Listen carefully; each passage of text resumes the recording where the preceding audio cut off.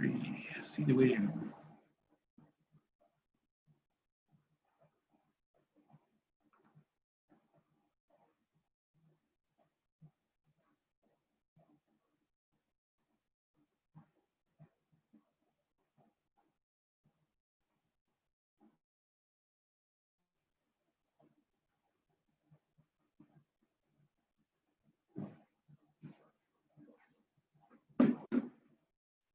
Hello?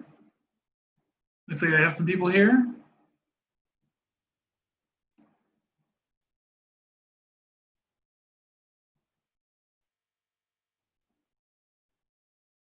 Let's see what we got here.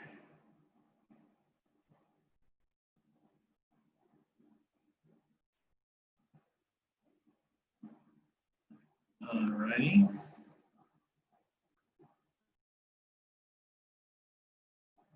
Can't hear you yet. She's connecting. Anybody else here?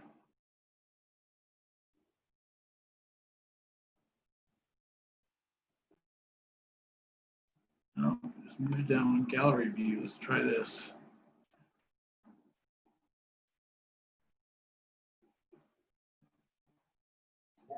Okay. See Teresa's ceiling. Yep. I'm cooking How are you, right now. Teresa? You don't want to see that. Oh. Let's see.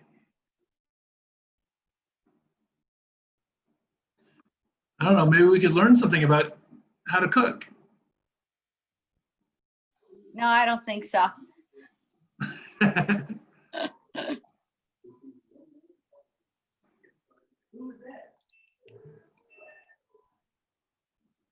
Interesting.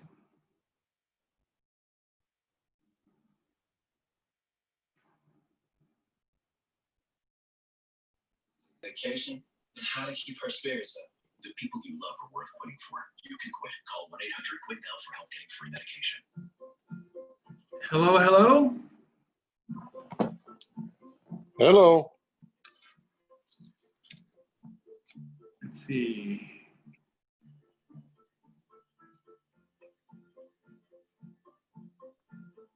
Has the meeting started yet? No, we're gonna wait till 6. Oh, okay. Okay. So go about your business. All right. Will do. Thank you.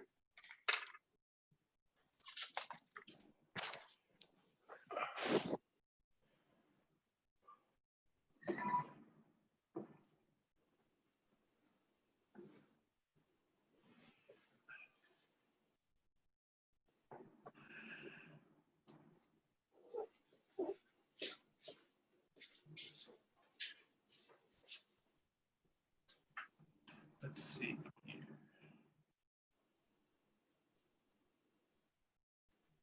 No, no, no.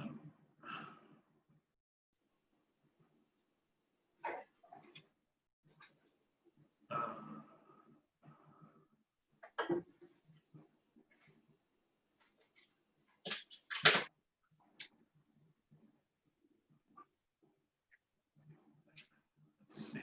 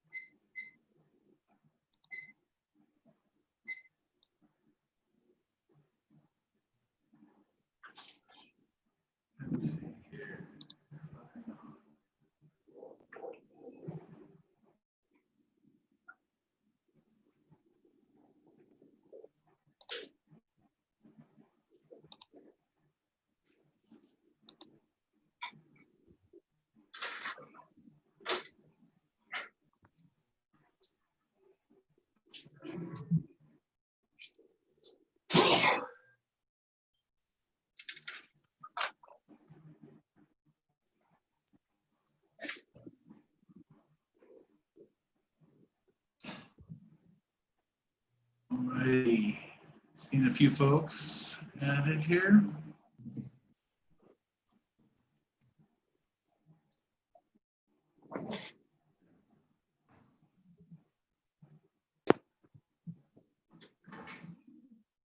All right. I see we got Miss Dressel and Carol. Yes. Just saying hi. We'll get started here in about 5 minutes. Okay. Other names aren't showing up. I got like an iPad listed and I got a generic user.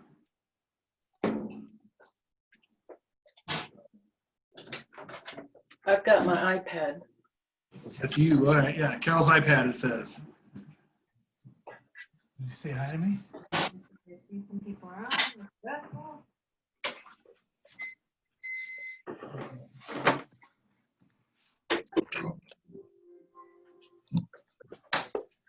There's Carol's iPad too. It's recording. You're recording this? No, he's probably recording. I'm still learning how to do this. Yeah, it's kind of news for a lot of us. Only the host can record on a Zoom unless they give the option away to somebody. He then becomes the host.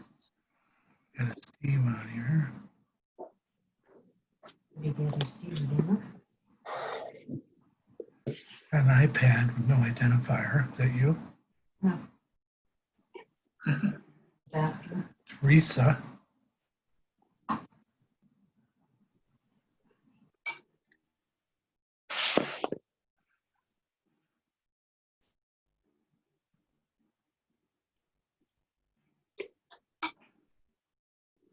Let's see here.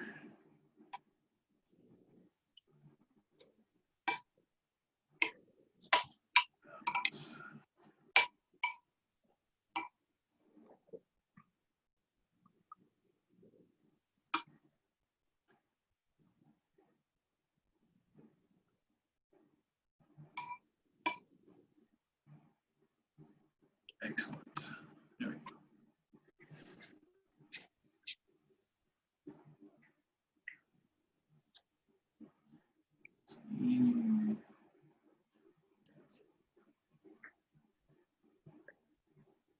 So,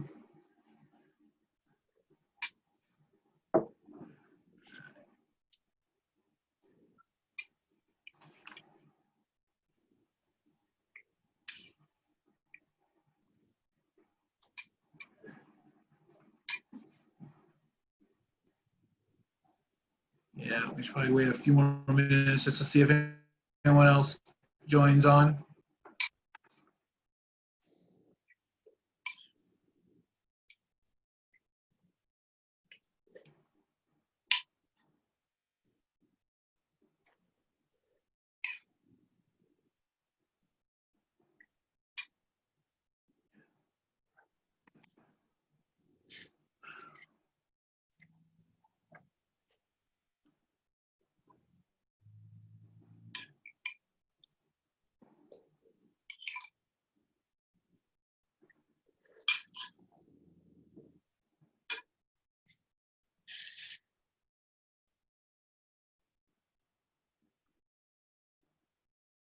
Oh, here we go. We got some more folks. Let's see.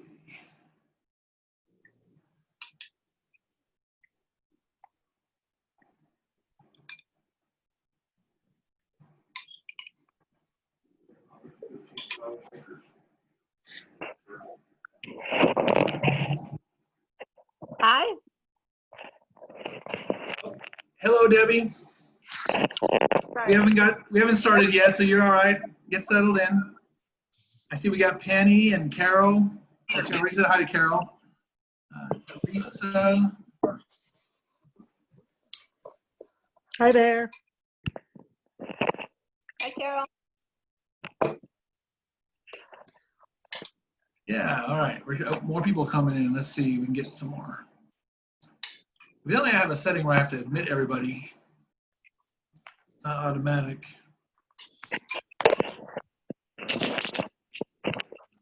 Oh, I hear somebody.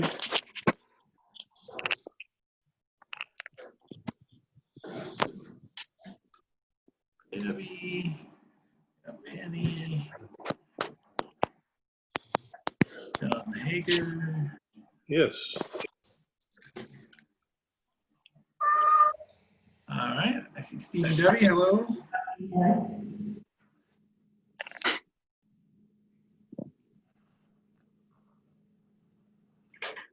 Let me do this. Donna Gearst, hello. Looking for Donna. She's muted. She's not getting any younger.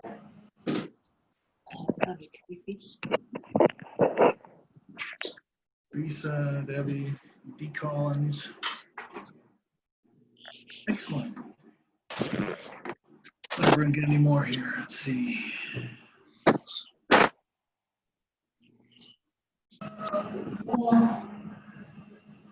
Oh, and besides that, was you, I don't know, I just don't see it. Oh, here's a couple more. Let's see.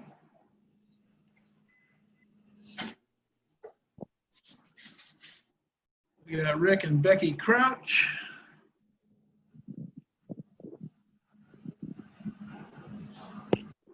Oh, there we are. All right. Mr. Hager is going to risk being on video. It's good to see you, sir.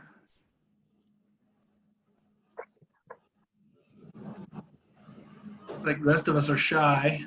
It'll take you nights to fly, but since it's gonna be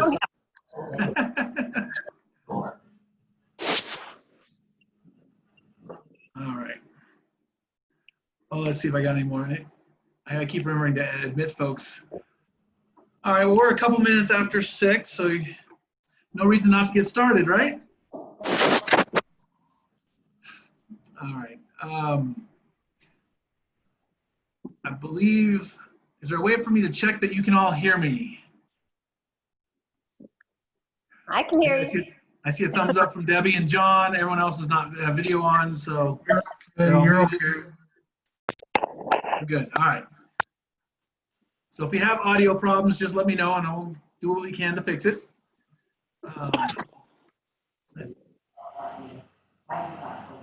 So welcome.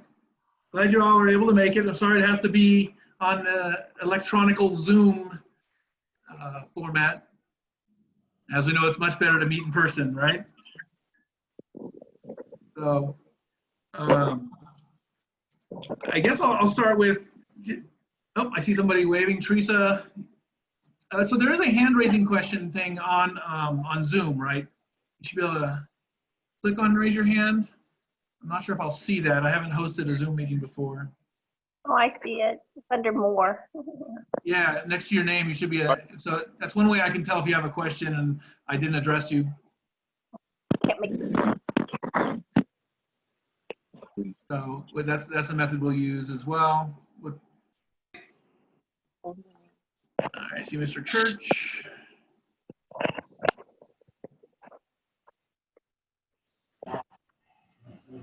Excellent. There we go. You can catch the names here. All right, Kelly Davis is here.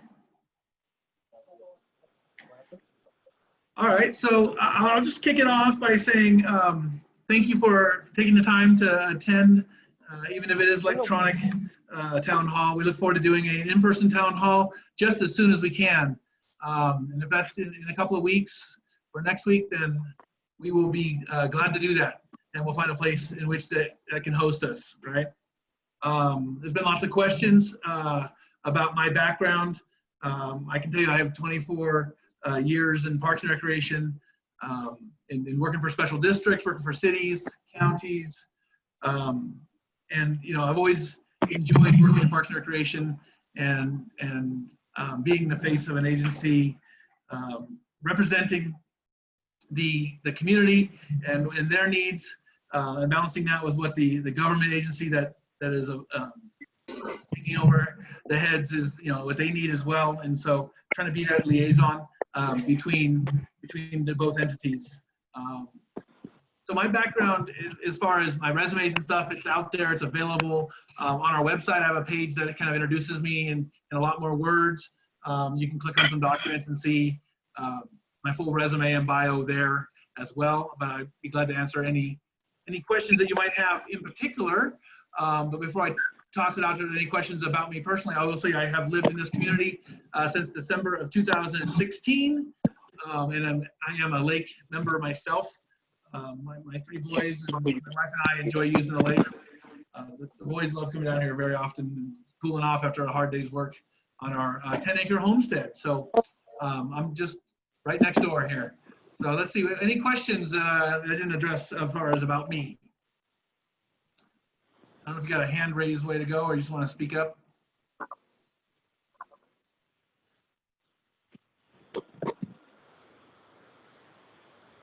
I'm not seeing any hand raising. I see John Hager. Yeah, you're muted, right? John, you're muted. You got to click the mute button.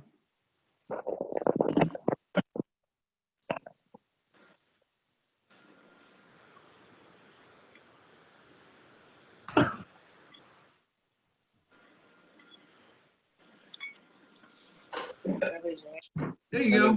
So you live within the district? Yes, your sir. property- I live a mile away from the lake. Your property is in the district? Yes, the property I live on is actually just outside the line. I have a second property, 1/4 acres, that's in town here. That gives me the lake privileges that we use. I'm over on Casey Ranch Road, which my neighbors to the north have lake rights and neighbors to the east have lake rights. I don't know why my property, my 10 acres there does not. But if you've been driving out, you might have seen the well rig recently. That's where I'm at. That's where they cut off the boundaries. Was it Casey Ranch? And actually, I've seen that it goes on past that to the north of me. It goes a little further west. Yeah, whatever. Yeah, it's kind of weird. Okay, as long as you bought a property for lake rights, there's a lot of them with you. Yep. Okay, carry on. Tell us Any more. other questions? Are you muted again? No, I don't see me anymore. There I I don't see am. him. Oh, it's looking at everybody's Debbie, did you have a question? What's your beer? What's that? I wanted beer. I didn't hear you. Beer was showing instead of his face. I said I wanted beer. I'm having a hard time. You're really soft. I don't know why. Let's see what we can do about that.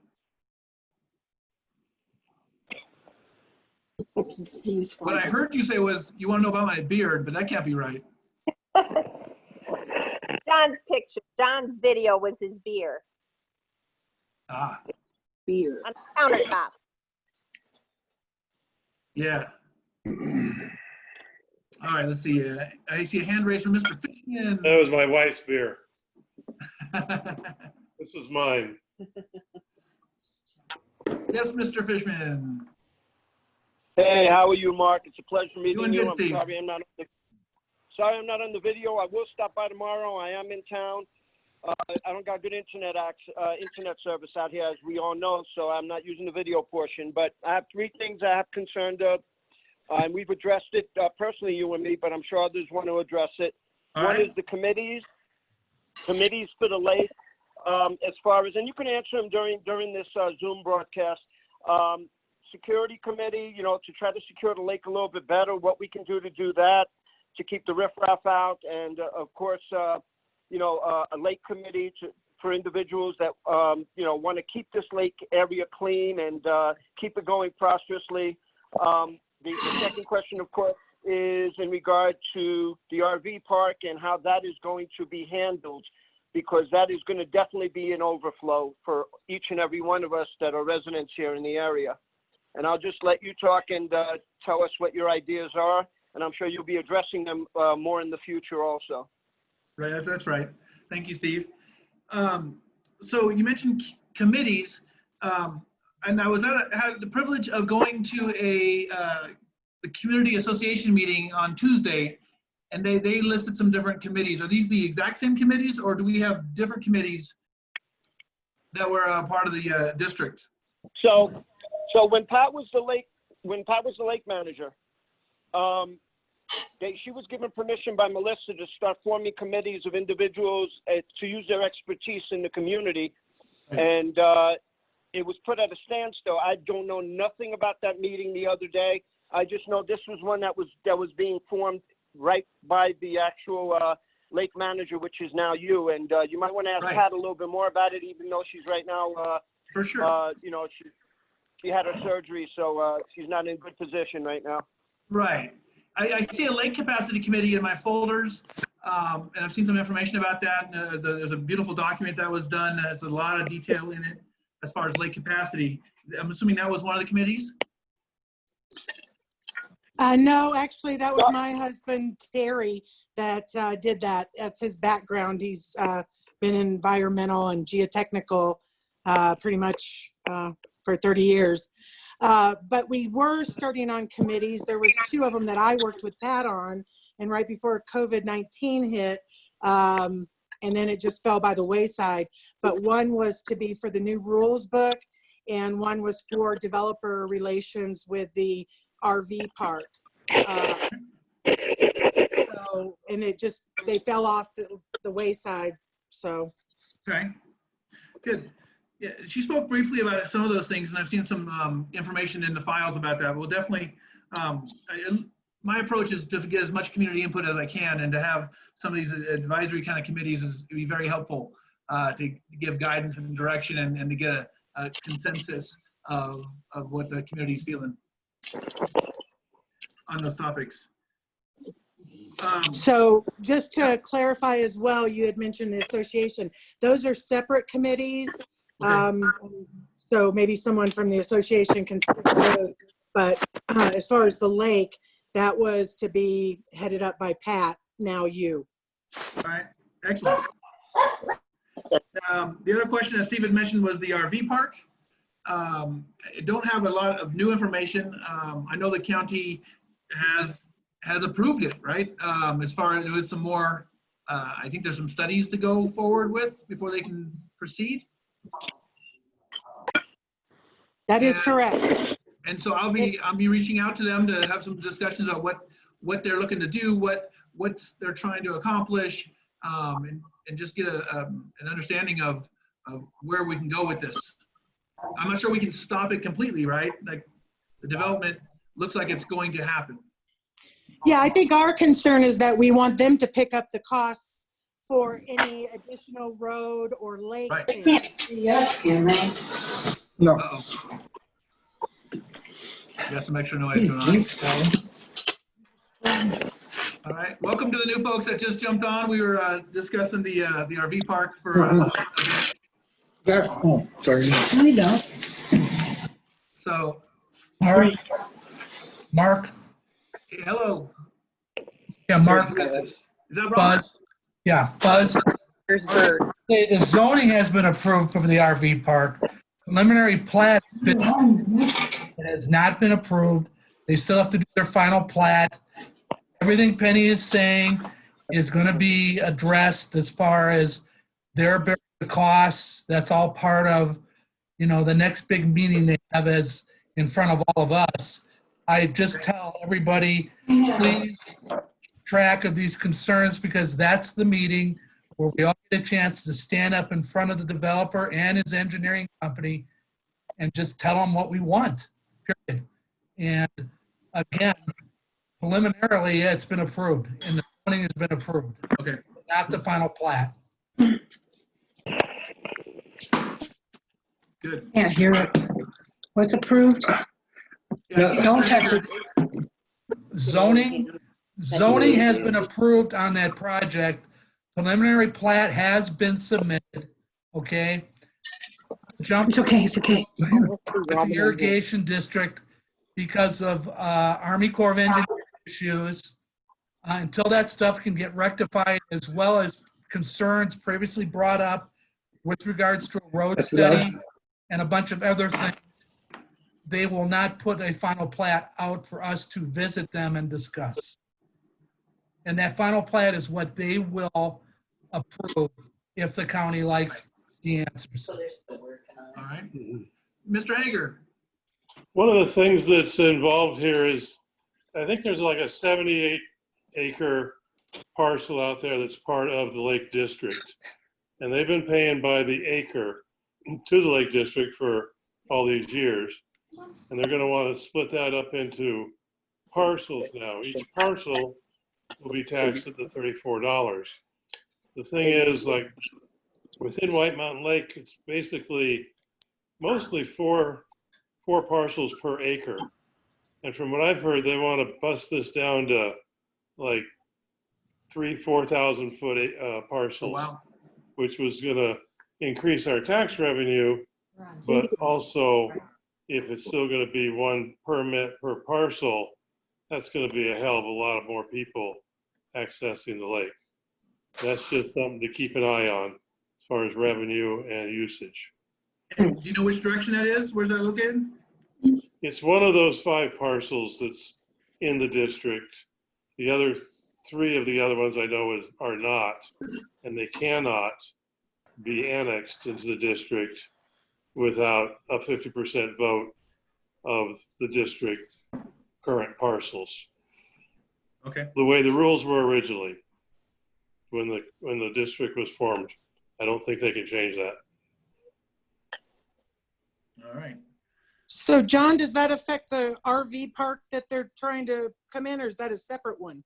Most definitely. Well, if the RV park is on that parcel that's actually part of the district, it'll affect it. And it's how far, it's whether they issue individual parcels, county tax parcels per chunk of property that they sell. If Right. They keep Yeah, it in a big, they keep it in a big master pot, and no telling what they can do. But the people that have 15 lots right now, they get 15 passes. And they pass them right. up Yeah, as they many. have. Yeah, they have both. I know that, both in and out of the district. And they're the ones who threw out the number of 200 when we had that meeting at the Holiday Inn. Okay, I didn't make it to that. But, Yeah, so they threw out the number 200 on the placard card. Placard. Oh, yeah, Yeah, see, that's ridiculous. Well, that's what they present at the meeting. Never mind.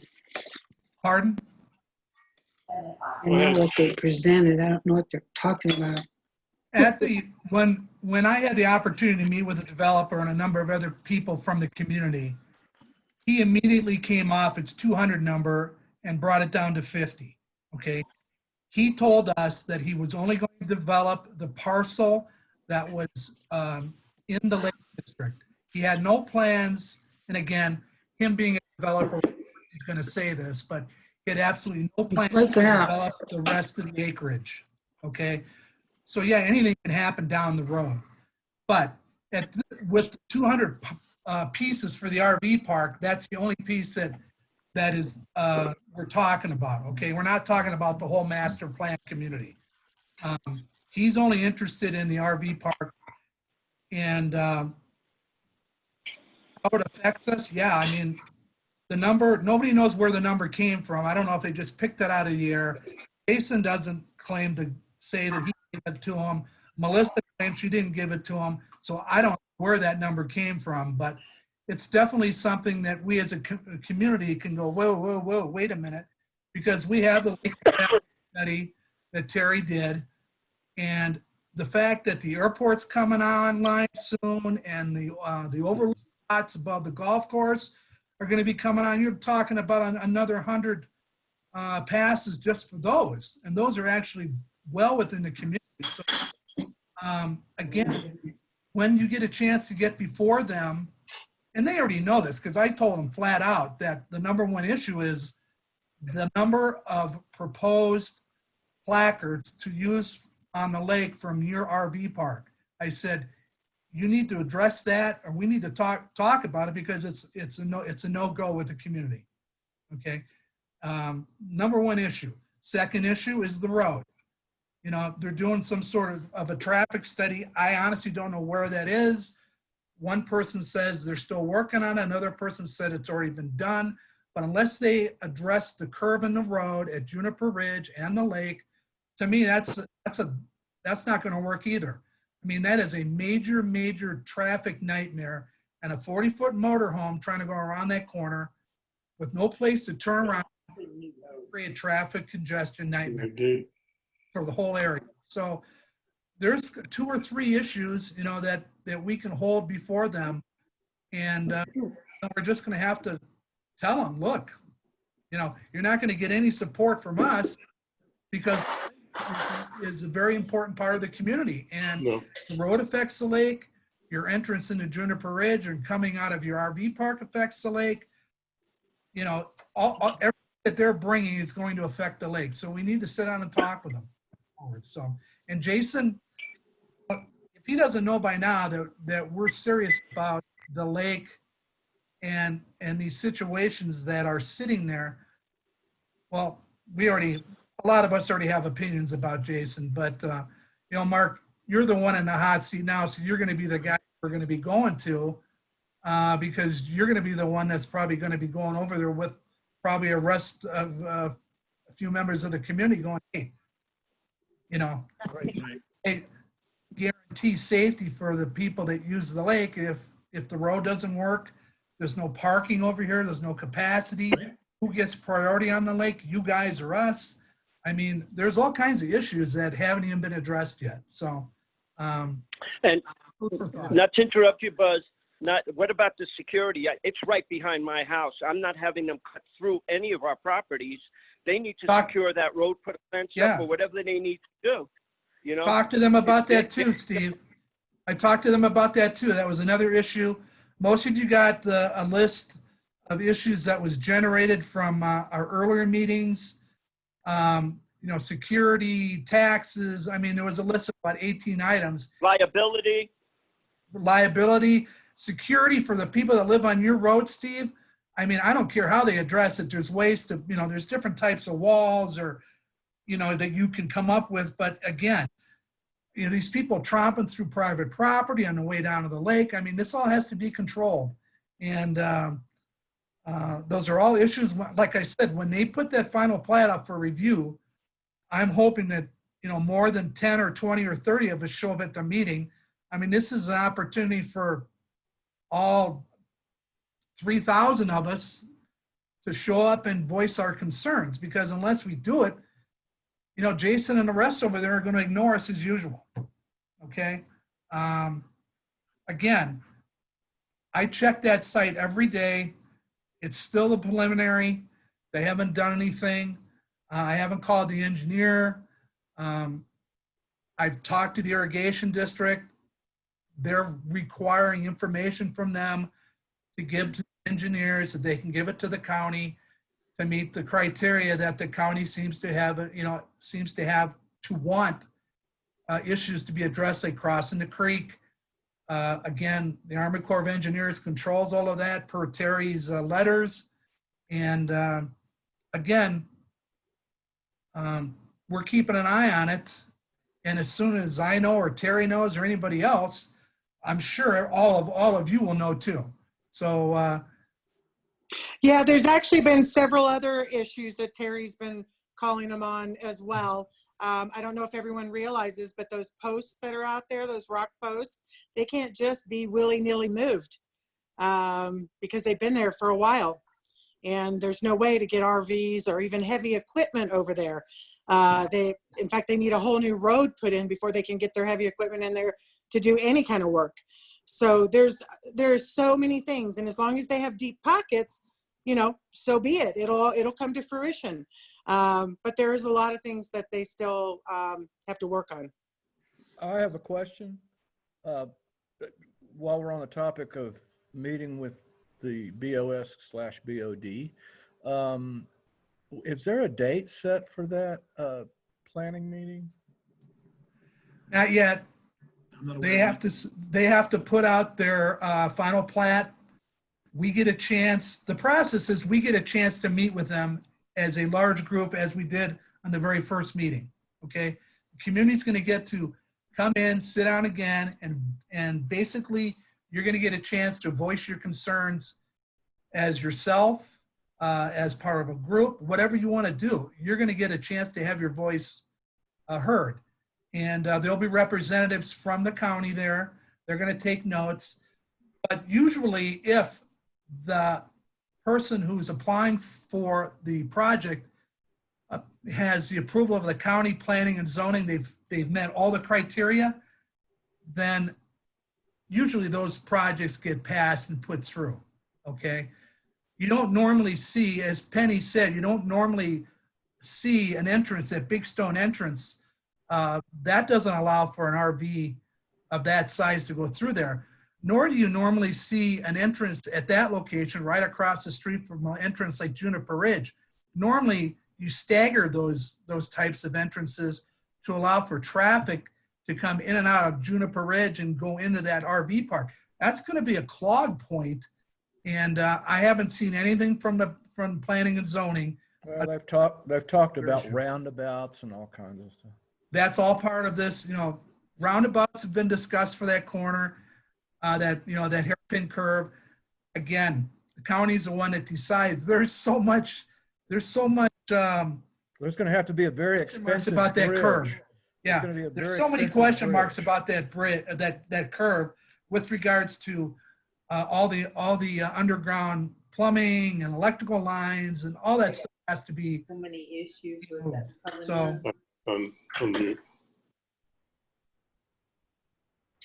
Yeah, John Hager. If the county sees tax revenue, they're going to approve it, period. I've been here 20 years. I've seen 6 developers come, spend all their money, and they're gone. This is probably number 7. We'll see. Yep. And a lot of damn basically, rocks. yep. And they Yeah, I basically agree. too. Well, one thing that you're going to hear a lot of, and we've already heard it. We heard it night before last, I guess, that this is Desert Oasis, and if you want to see what this is going to be like, go over to Cottonwood. And I'm sorry, I've been there. It's not at all the same. These are two different completely. There's nothing even remotely similar except the name of the owners. So that's something that people need to keep in mind, and they need to rebuff these people that are saying, oh, look at what it did for Cottonwood. This is not at all the same type of development, not even remotely. All right. I really appreciate getting this kind of input so I can know what kind of concerns we might be having, and to be able to address them when I get the opportunity to sit down with Gateway. I see we've had a few additional folks come on into the meeting. So where we're at is I introduced myself. I pointed out that some of my background information is on the website, and then we jumped into some different questions, and of course we got right to the RV park. That seems to be our biggest pressing issue currently. Hey, Mark. Is this Kelly? Yeah, hi. How are you? Hi, Kelly. Hey, I'm just curious, with all this talk, I'm assuming you knew about this RV park that was coming in, being a resident of the community. So I was just curious, what were your thoughts, taking this position? What are your thoughts in dealing with this? I know 4th of July is coming up. It's going to be a crazy weekend on the lake. So how do you propose all of the activity that is coming and that could potentially be coming with this RV park? Right. It seems to come very, very quickly. I just heard about it just in the last year or so, that it was, when it was going to the county. And then I saw on the Facebook the different commentary that was happening. So a lot of these different concerns I was able to kind of glean as well. But until I was really sitting in a seat, to really earnestly trying to figure out what is going on and how can we help solve it. It's not something that can be stopped, but how do we manage how do you mitigate the issues that are being brought forward here? How do we get to the point where we can manage the lake? And if it comes to the point where we have to actually limit, that's a whole nother conversation, right? Somebody else was just mentioning it, whether it was Buzz or Bert. Somebody was saying that, how do you give priority, right? How do we set up, that's a whole other ball of wax that I'm gonna try and get some potential possibilities towards. Every community is completely different. If we're talking about having to put those limits on this lake, which seems like with the growth that's happening in this community, that's where we're going. So my approach is trying to figure out how to manage that equitably, giving preference, and of course the folks who have been here, who enjoy the community as it is now. So how do we make that happen? That's the question I'm trying to answer as I get an opportunity to meet with Gateway and find out what their plans are and have a better understanding of where they're going with this.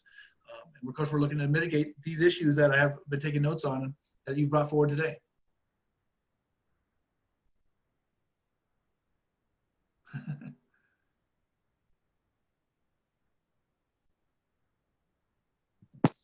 Well, Any other thoughts? I'll contribute notes every now and then by email, I guess. I mean, is that what you're addressing? Yeah, well, actually, this meeting is very helpful in that regard, as well as the meeting I had with the association on Tuesday. The more I can gather and hear your concerns, the more I can better represent those concerns as a community in working with the county and with Gateway themselves. Certainly. So will that mean that you'll be putting those committees then in place for the new rules and developer relations, or you're just going to be handling it with our input? I definitely think that having the advisory committees is a good idea. So I'm glad to hear there's a passion for that. And so, yeah, we'll move forward. The rules committee, now is summer. This is the game. You don't change the rules in the middle of the game kind of thing. So we'll be jumping into those towards the end of the summer before folks leave. And of course, we can even if some of you are going back to the valley or whatever, we can still communicate and be a part of a committee, even from a distance if we need to. I understand the last rules book edits took about a 4-month process. We got community input, staff had input, and went to the county, and the county kicked it back, and we chewed on the different issues that they might have had. And so it's a 4 or 5 month process to get to these are the rules we want to adjust, right? So that'll be something we want to put in place looking forward to the Gateway coming in. I'm not sure how fast that's going to take place. Right. That's why we need to be proactive and have it ready. Right. Public enemy number one. Do we have somebody else? In regard to those committees, the reason why it's going to be healthy to do so, supposing they have 50 passes that they're given, this Gateway RV community, and a couple of people come with boats, that's going to limit the amount of people that actually have homes here, they're not just weekend warriors coming down here, but they live here. It's got to be done in a fashion where there's limitations for that RV park, what they're allowed to do and what they're not allowed to do.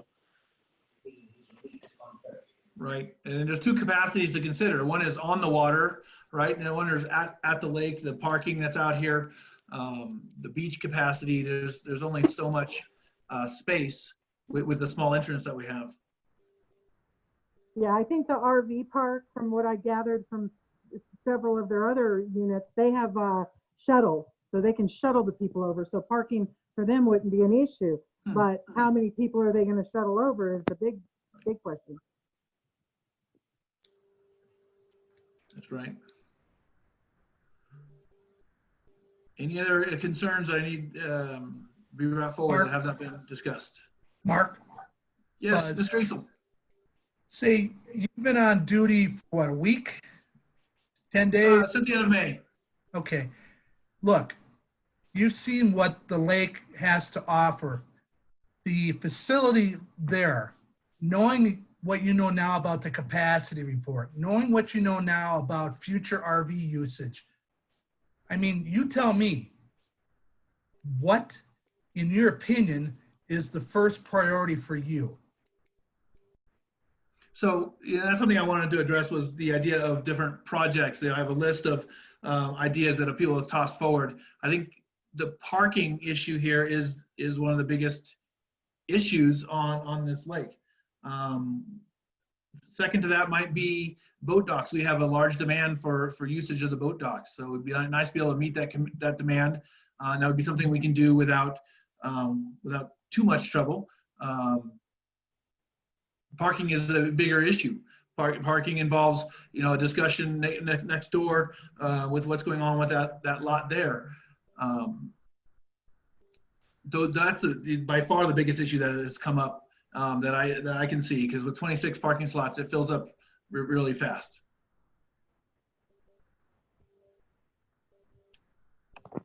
I would agree with that.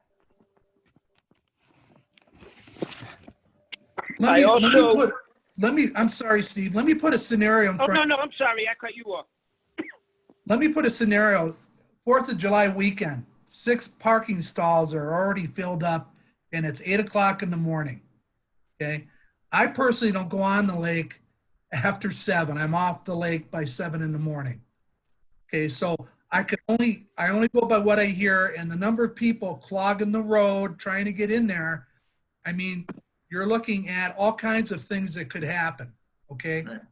You're the manager of the lake. How much control do you actually have about people that are parking their cars along the road, waiting to get in there? I mean, how much authority do you actually have to Hey, address how you doing? issues? I was on my laptop attending Hold on, is that Stain? There we go. All right, Steve, you still with us?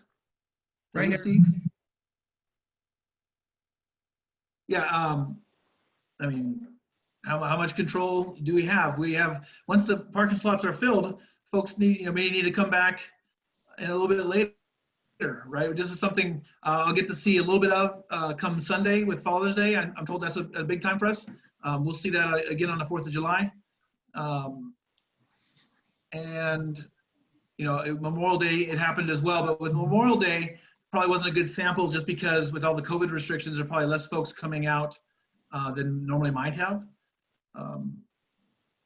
So it's an interesting situation that you have to work to try and control folks, ask people to carpool. Hey, can you got one person in your car?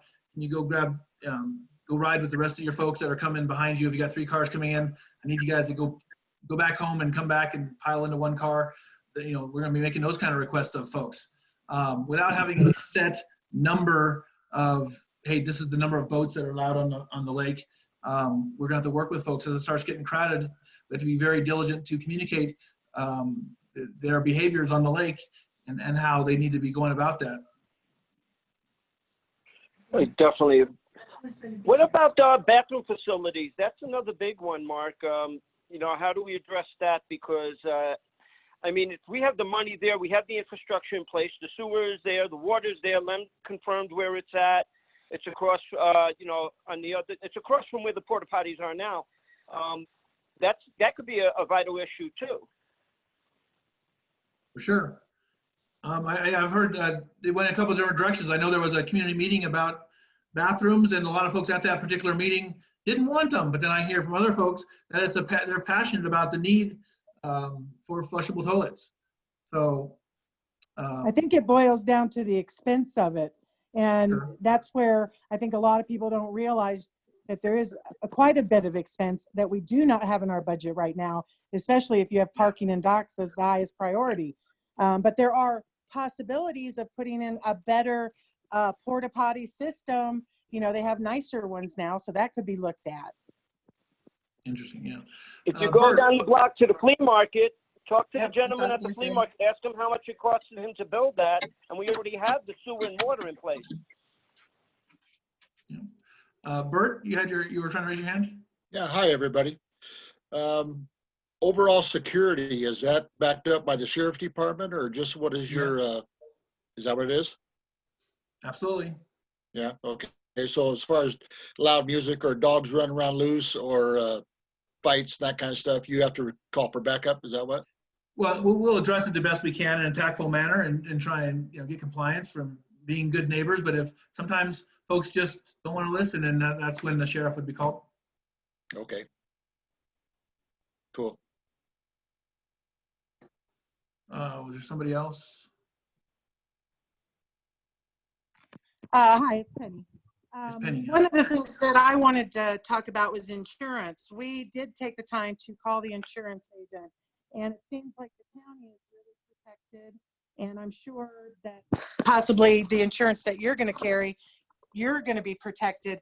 But looking at it, and it really doesn't cover a lot of money. I mean, $1 million, people say, oh, that's a lot of money. But if a family got injured on the lake and 2 of them died and the other 2 are in long-term care, that's not going to play out very much. So I really do think that the insurance needs to be looked at.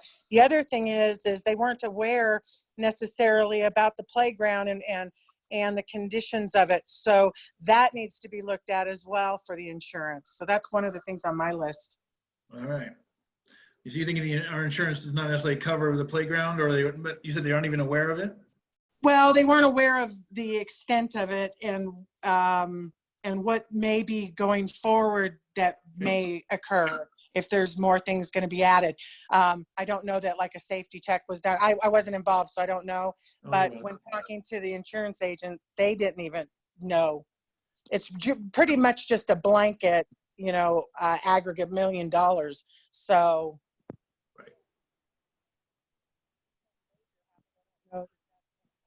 All right, definitely something I'll look into.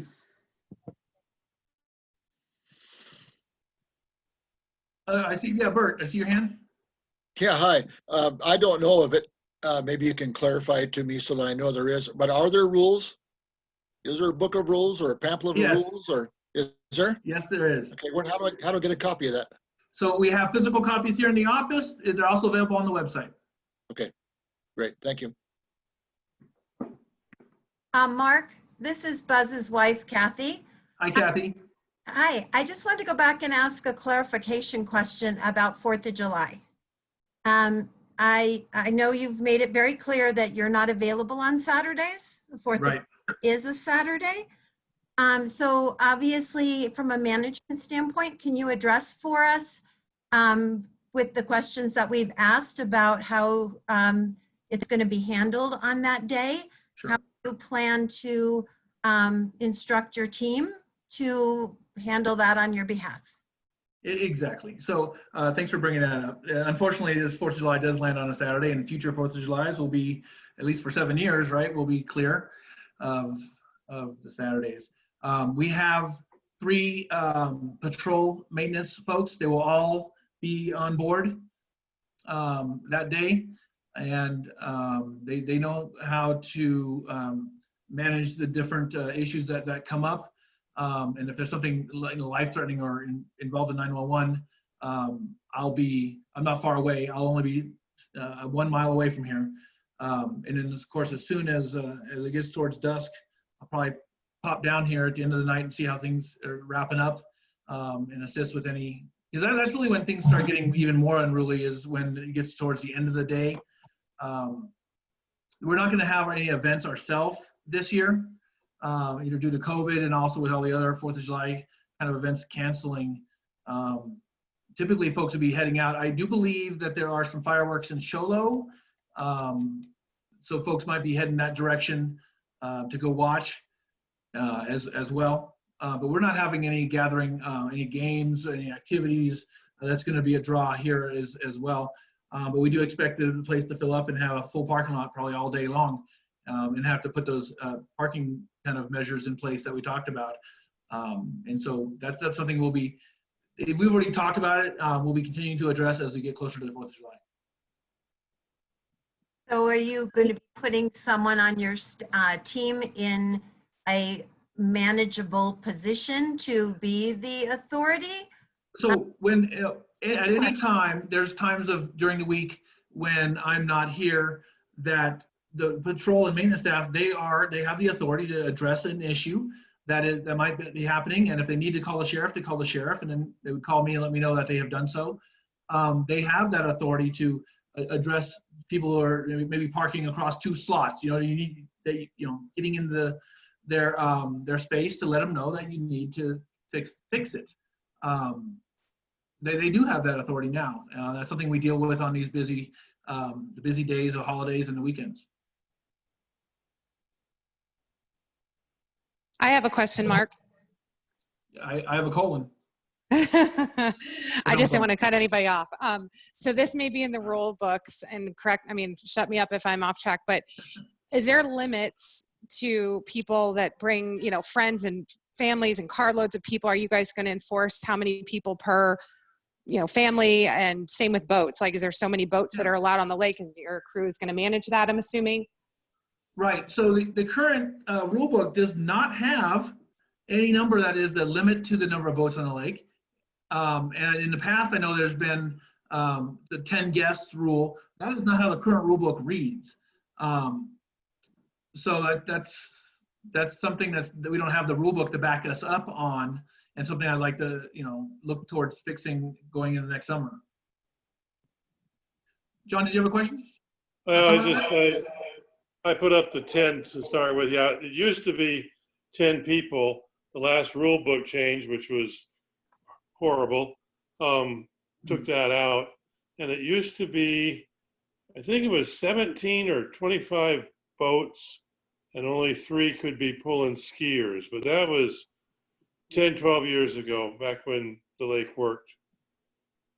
So I don't know what they've done to the rule book since then. Do we get a lot of boaters on the lake that aren't pulling skiers when it's that busy? Because they're not fishing. I understand we probably have a bigger issue with jet skis. Jet skis. Jet skis have become a problem.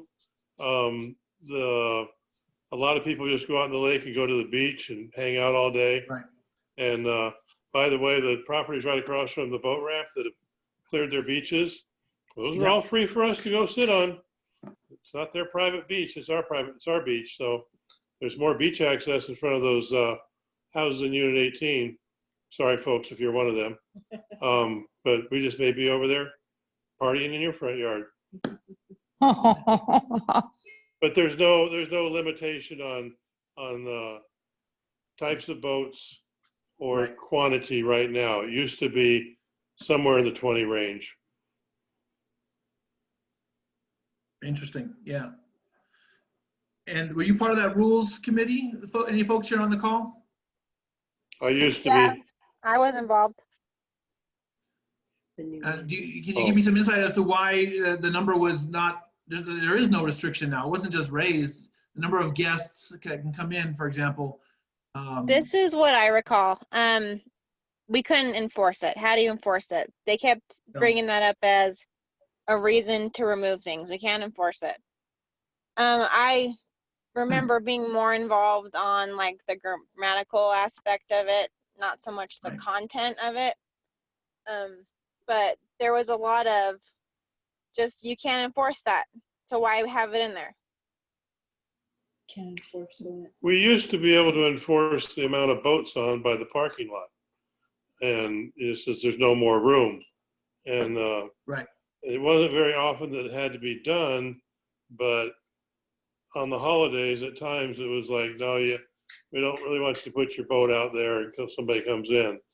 But then we started having people park at the private dock, then we lost control of the number of boats on lake, because you could add in those 10 boats that are paying to park on the lake and try to deduct that from the daily users, and it got to be a mess. And that's when all the political crap happened and we lost our advisory committees.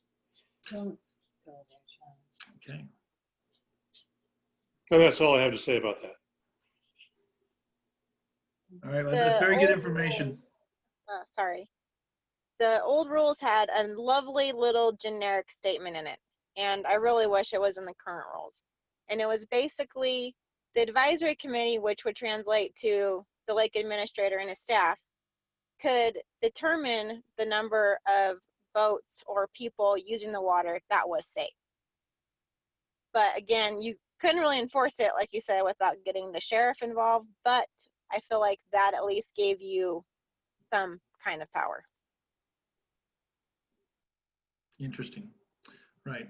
So that is something I was saw that seemed like it was missing from the rule book. I was wondering why it wasn't there. So the history helps as we go forward. So Mark, Teresa? going forward, if we're gonna review the rule book and revise it, can't we just put that back in to give us some meat behind what's going on? For sure. Like I said, it's a couple-month process, so it's not going to help us this summer.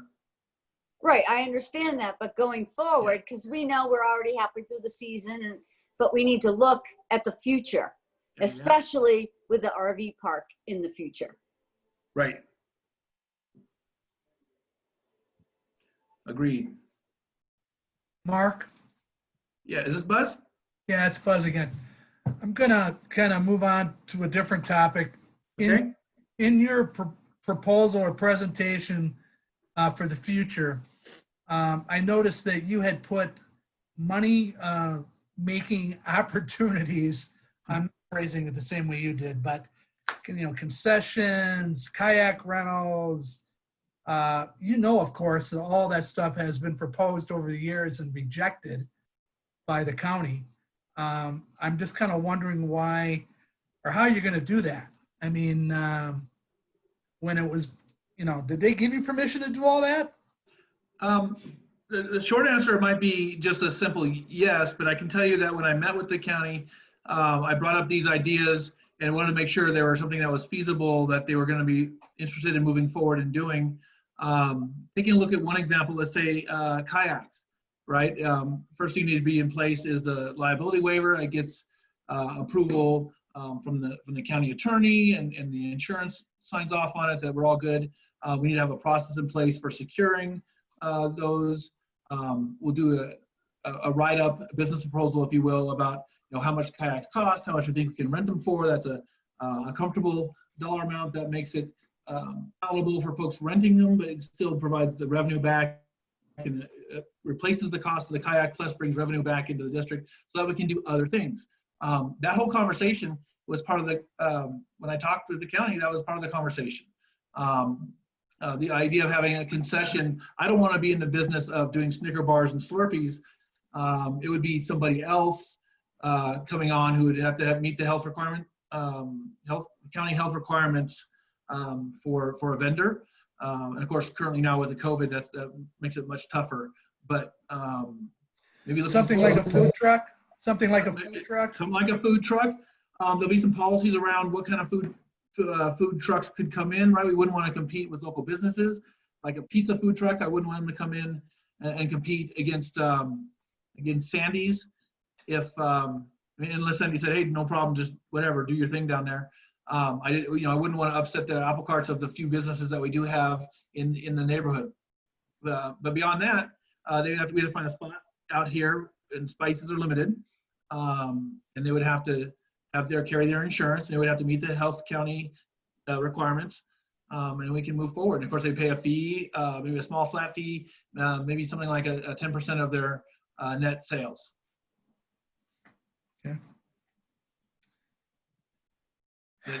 There's lots of models out there for those kind of concessions, but those are all ideas that I brought forward, and obviously, they're not just like brand new ideas, because you guys have had these conversations before. So, but in my conversations with the county, they were interested in moving forward with some of those. So I don't know if Monty's on here tonight, but have you had conversations with Monty on the parcel of land he owns next door? I have not sat down with him yet. I have invited him to come meet with me. He emailed me with some concerns about the lake. I emailed him back and invited him to set up a meeting, and I need to reach out to him again. Looking forward to talking with Monty and see what his plans are for the lake, for that property. One of the things that I have a question about is in your contract, it spoke about potential grant writing. Okay. And what are your thoughts as far as grants, obtaining grants, and what type of grants for the lake? Right. So really, we're looking for grants that either help improve the facilities and or bring a program to the area that matches what it is we do. One kind of grant I've worked with before had to do with a fishing program, and there was I think this is probably more California specific, but this gives you an idea. We have a lake, we have fishing. A fishing program would be a good thing here, and they provide the funds to put that program on, and it was for kids to come learn how to fish, and it was that kind of thing. So there's an example for you of grants that are out there that are for program, a class, if you will, or an event. Other grants obviously are for facility improvements. And any kind of new facility improvement, you have to always consider, do we have the costs available to maintain those improvements once they're put in, right? That's always very important. But so now the first few weeks here are about getting information, gathering with folks like yourselves, getting all the the input that's out there that I can glean and also see for myself hands-on what's happening here at the lake and where the biggest needs are, where are the biggest facility improvements that are currently deficient. And those are the kind of grants that we'll be looking to trying to secure.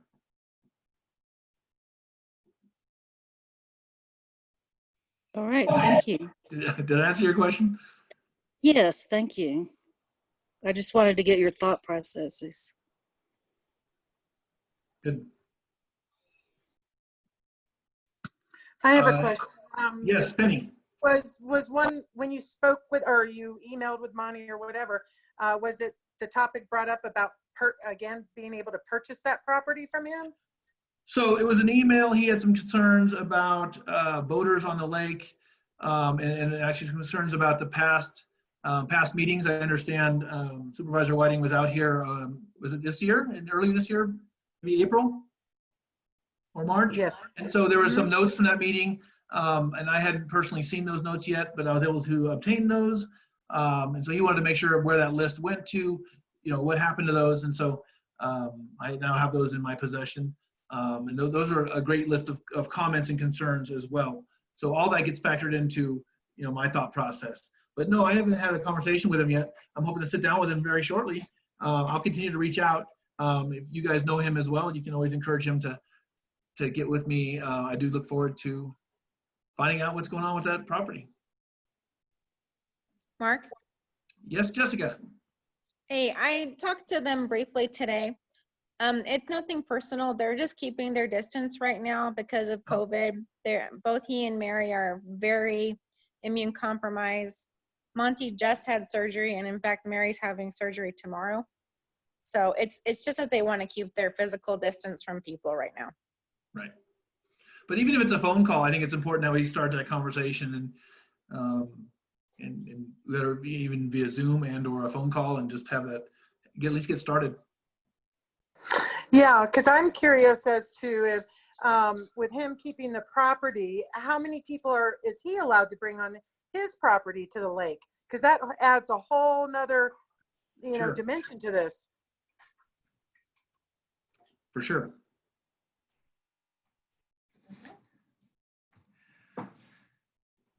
See, Mark, I have one more question for you.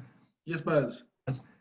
Look, I didn't realize that you had been a member of the community since March of 16. Now, you've been on the main site that almost all of us talk on, banter back and forth, throw out ideas. I just want to know what you think of the community, okay? You have to understand the frustration that this community has gone through. You've seen the comments, you've seen the interaction with the county. So knowing all of that, okay, what do you think going forward? Okay.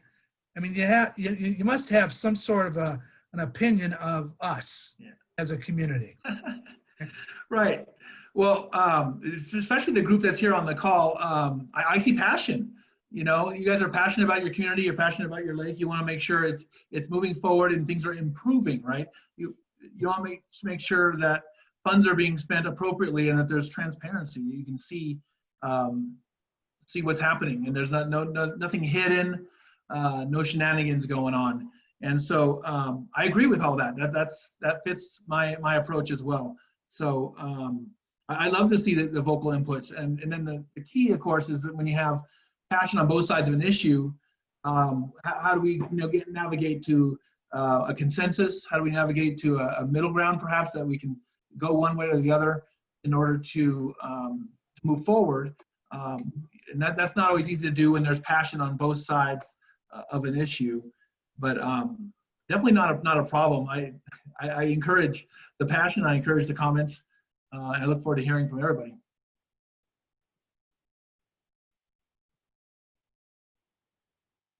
Did I answer your question, or you want to go a different direction? That's a good answer. Yeah, it was a very good answer. I've only been here a couple years, and frustration I'm at from trying to help the people that are on here right now to go forward with the county. I'm just amazed that they've been able to block every attempt. Majority of the people here with great ideas, with concerns like you say, and then you come on and it's almost like you've been given, nothing negative to you, but you've been given carte blanche to do pretty much whatever you deem necessary, and everything that was suggested before was, not worthy. So, I mean, you have to understand the frustration. And again, there's a lot of people here with a lot of good ideas, and really the concerns are the same for everybody. But man, you got a limited amount of space. That's right. Something going on over there. You've got some ideas that we've all thrown out there. There's been committees on top of committees on top of committees, and they all seem to, they all start, with a bang and they all fizzle away. So I'm just at the point that you're it. So. Well, there really hasn't been that, so. Buzz, there really hasn't been that many committees that have been administered by the White Mountain Lake Recreation District that I'm aware of. So just to clarify on that, I think, and in addition, Mark is taking on both Melissa and Pat's responsibility. So I think that changes the dynamic of the position as well. Well, that may be, but when you say you weren't aware of committees, I was aware of at least 3 that were going on. One by the White Mountain Lake Recreation District? They were members of the White Mountain Lake not the Recreation District. Right. But that's my clarification right there. Okay. That may be, Penny, but the people that were on the committees they're on here right now. Right. And Monty was one of the people heading up one of those committees. So they're all major players with regards to what's going on at the lake. But as you know, there was not an agreement on all of that. So Penny, you're cutting out. I can't hear you, Penny. You're cutting out. I said part of the reason was that not everyone was in agreement, Buzz, and the committees were not by the Recreation District. So there was no bite or meat to those committees because it still had to be approved by the BOS.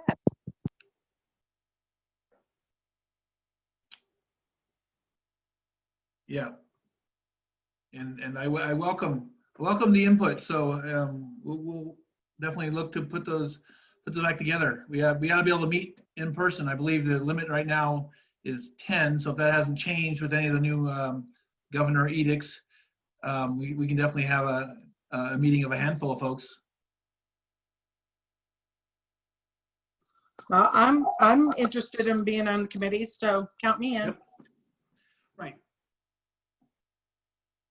Will do. Anyone else? All right, so what I thought we'd do might be a little fun is I was going to toss out to this group some ideas and projects that have been tossed my way. I've been kind of collecting in a notebook different all the different possibilities, right? The possibility of potential projects, let's call it. So I don't know if there's a way to do this without everyone just blurting out. Maybe the hand raise button might be helpful. But here's a couple of things that have been brought to my attention. Not only is sand needed on the current beach now, but gosh, it sure would be good to have sand on the what we call the kayak beach, and then also maybe pushing it into and around the cove a little bit. Is that a palatable a project that this group here on the call would be interested in seeing? Oh yeah. So we used to get a period of time. Haven't we put yeah, Penny, you're struggling out. We do like a hand raise. You hit the hand raise button. I'll click on you, and we can unmute a few at a time. I see John Hager. There should be a button on your actual Zoom. Oh yeah, you're. Sorry, John. Yeah, we used to get sand every year, right? From one of the local places. They brought it out pretty cheap.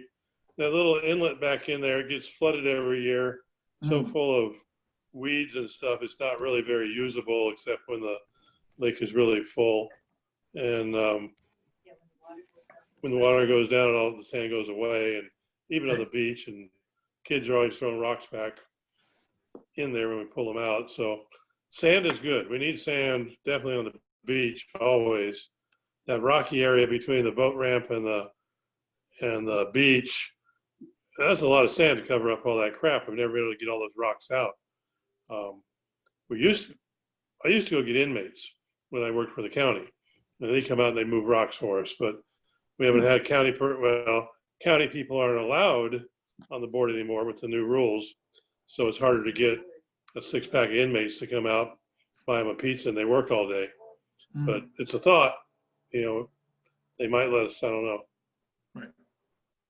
Anyone else? All right, we'll leave that one there. Another idea has to do with the gazebos or the ramadas. We currently have 3 ramadas. Unfortunately, they're only big enough to hold 1 picnic table. It'd be nice to have a bigger one that could serve a party of, say, 20 folks, 25 folks. Of course, you got the parking issue to deal with on the side of that as well.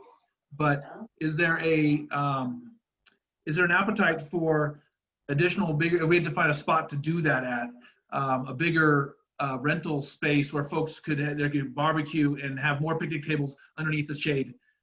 Is that something that you'd love to see if the funds and/or grant came to fruition? I see 1 thumbs up from John. I see a Carol. Oh, Carol wants to talk? Or thumbs up? All right. Anyone else want to comment? All right. I'll move on to the next idea. So I mentioned the docks as well. We have a lot of about 7 or 8 long waiting list for dock spaces.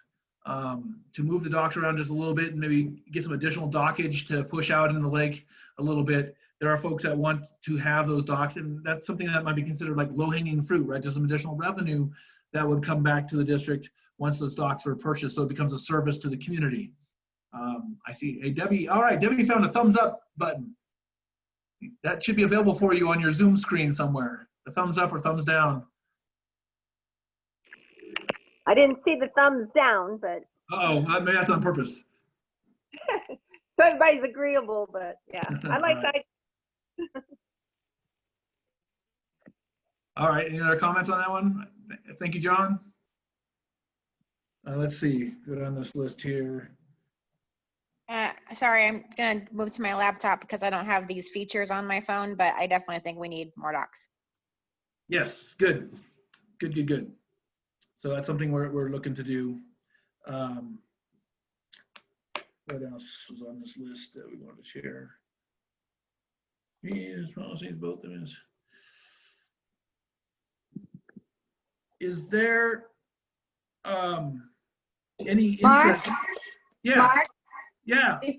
Before you move off of the docks, I have a question. Yes, Teresa. So right now, what is the procedure that people get a rented slip? So the procedure, the wait list comes into play, right? Because when one comes open, we go to the wait list and pull off the first one if they wanted it. Sometimes their situations change, and if so, we go to the next one.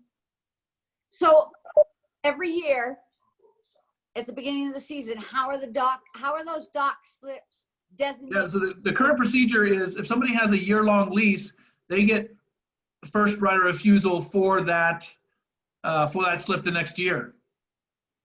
So the same person could have it year after year after year. That's right. So that's to me, I mean, a lot of people may or may not use it, but if we want to make it seem more fair, shouldn't we have a lottery perhaps for people who may want that? Right. That would be the other method. So those are really the 2 choices. Throw it all into a lottery over the winter and then bring it back up, or like we're doing now, they get they basically they can have it for as long as they keep paying the fee for it. That's one reason to have additional docks, right? Is to make them available. It's nice to have a couple of docks that are available for weekends. So the 2-day weekends, 3-day weekends, sometimes 1 day that folks can come down, put a boat in, keep it there overnight, not sleep in it, right? You know, we're not camping out there, but to have the boat and they can come down the next day or for the full weekend. So have some docks that are designated just for weekend kind of rentals or 1 weekend rentals, those kind of things. Yeah, that's definitely a good revenue generator versus just, you know, it just seems like the same people have it, Right. And does that cause hard feelings with other community members? We do have more people in the community with more boats, so Sure. perhaps it needs to be addressed. Right. But Well, go ahead.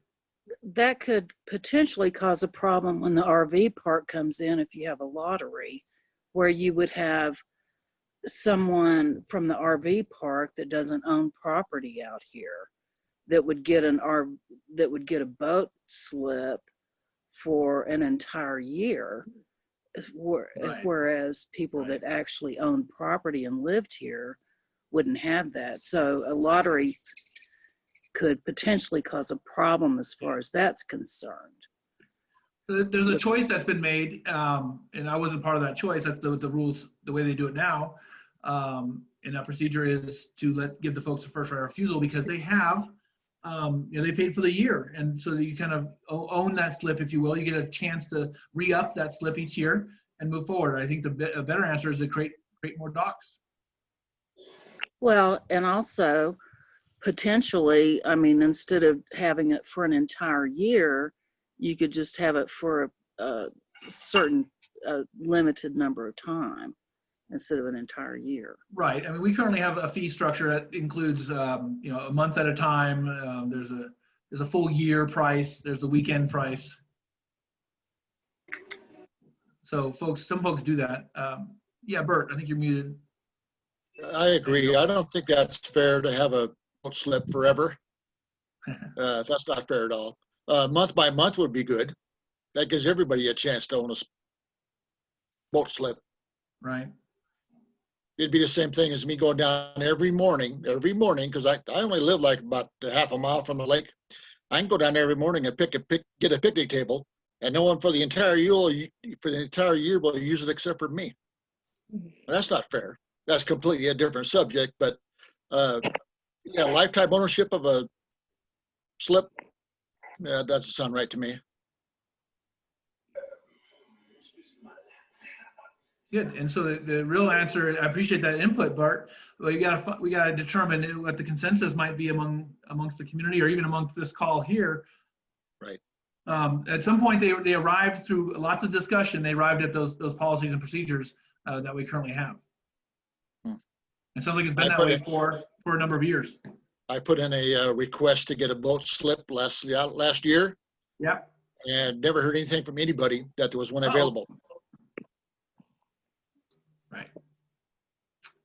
And this is I'm back to, we need more boat slips. So that might be. Well, and that the more boat slips you put in there, the less lake you got. This is the first year that these boat docks have been rented out in their entirety. I do not believe they were totally rented out last year. So this is a new thing. Oh. Okay. I don't think it's time to jump to a lottery or anything yet. It could change next year and they'll only be half full. We need to kind of look at it season by season. This is Penny. I have a question. I've asked for 3 Nash. years in a row from Pat for dock slip and been told all 3 years were full. They weren't full last year. Well, she told me they were full, and so I don't know about that. They were most definitely full, but just not seeing a boat didn't mean the slip wasn't already rented. There was someone who had 2 slips and no boats in the water. Right. Yes, that's exactly what she told me. So on that front, there is one gentleman, maybe a couple, that do rent a slip because they're expecting to have their boats done. They're building a boat that they're going to bring down. And so they've given us permission to rent those out on a weekend basis, a weekly basis. We just double check, make sure they're not ready to bring their boat out yet. And then, so those slips can get used even though they're not, they're rented already by somebody who's not having a boat in there. And so that's a little odd situation, but Well, that person brings up the question, can somebody rent all the boat slips and never put a boat in there? Well, I don't think we would let them do that. Like renting 1 slip or 2 slips, that's probably your maximum. I would have to check the rule book to see if there's any limits in there. I don't know if there is, but gosh, 2 seems like more, that'd be the capacity. That would be my concern, because if you put more slips in, and again, the priority, they've already got their boats there, so they've all put their boats out on the lake. Anybody else driving in, would they even have an opportunity to get their boat on the lake? I think, a lot of it goes back to that committee for the new rules book. Right, there's a lot of angles to address.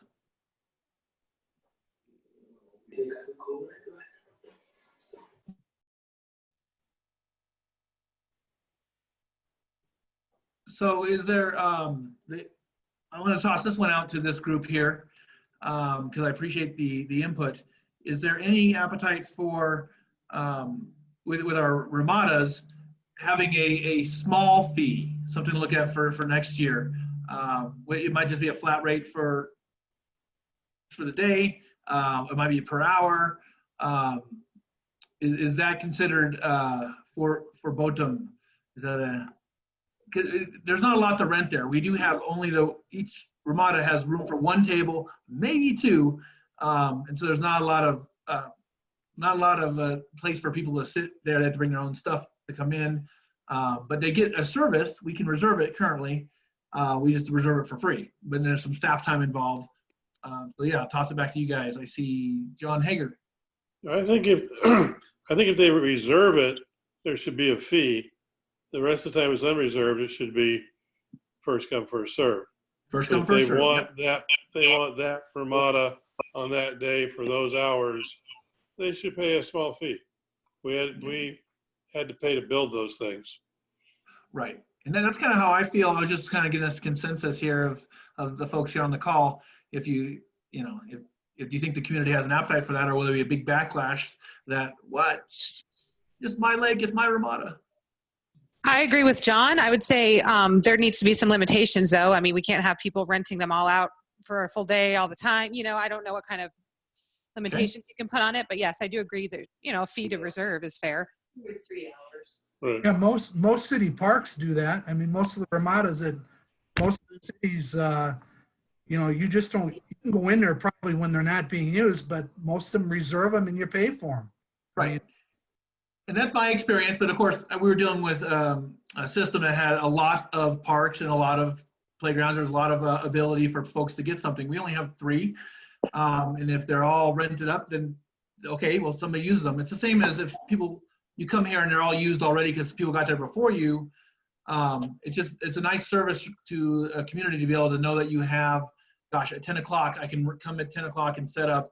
I don't have to come at 6 a.m. and squat on the table to hold it for my group for 4 hours before the event even starts. Agree. Agreed. Cool. Oh, did you guys hear that horn? I don't know if that transferred. Hey, can I jump in here? Sure. Who's that? Donna? This is Donna. Hey, my husband just had the point of, we agree with John and Penny that there could be a rental, a reservation rental, but Eric pointed out it should not be available on the same day. In other words, a family's already there, it wasn't reserved. Somebody shows up with $20 and says, hey, we want to, is that reserved? No, it's not. We want to reserve it, and kick them out. So, yes. Just to make it fair. No, Donna, so the typical process is there's a week in advance kind of notice for to be able to rent it. Well, I think even the day before, because half a week then. If it's available, it's available. If on a Friday you realize, hey, all my friends are coming over, let's go sit down there, and you call the day before, it's the day before. But also, since I have the floor here, Mark, I want you to know, and I have been remiss. I have not sent you the paperwork that I promised you because I know we talked about this before, but I found a grant with matched monies from the county, and you seem to have the county's purse strings there and or access to it, or at least their ear. But we have money for Ramadas to buy that parking lot, and these are matched money. So, you know, if the price for the parking lot, because if we do have 26 spaces, I have been there 4th of July weekend where people are parked up and down the private roads or the outside roads. But I have that grant. I already have the guy, everything lined up, and I promise I'll send that to you. Awesome. But And at I look least forward to it talking will- with you about that. Yeah, because it will help us out because, you know, let's say the parking lot is $80,000. I know that's what Monty and Mary paid for it. It would cost the community 40. And these are grants, these are match money grants that you don't have to pay back. But Right. anyway. So that's a good point. The thing with grant matching is that we have to have those funds in Right. our district budget Right. to be able to carve Well, those out, which is where. Well, we just miraculously came across, you know, some reserves there, which apparently we never had before. But if we have you and your capacity to, you know, that they're allowing you with concessions. Again, this is something we've been talking about as a community with them, and it was always no. So, you know, just since we have you, let's try again. That's all I'm saying.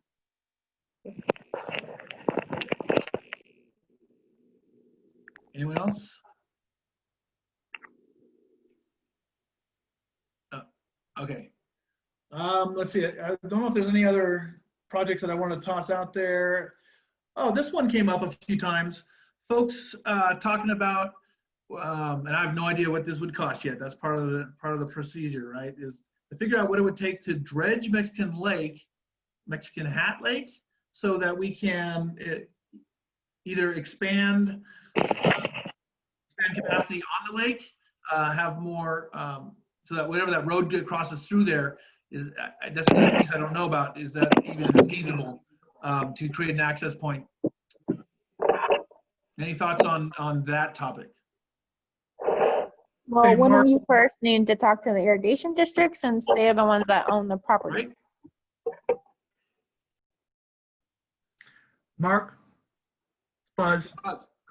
I brought that topic up to the guys over at the irrigation district twice.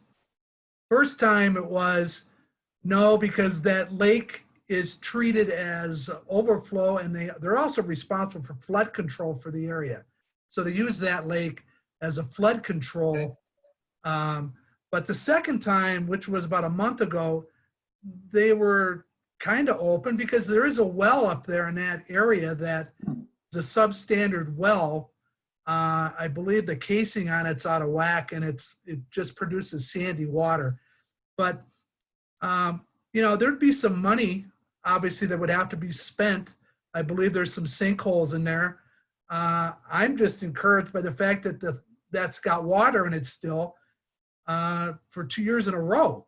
So again, it's just food for thought. I mean, to me, that's a long-term thing, but man, that would be a giant bonus to White Mountain Lake. That would open up all that. Well, I guess the negative would be that would open up all that land that isn't developed up there by it too. So I know the forest goes around it a little bit, but yeah, John could probably answer the questions better than me. You know, go back and look at some of the history. I believe there was a resort that was already approved in the original master plan for over in that area. You know, there's all kinds of things, an RV park over there.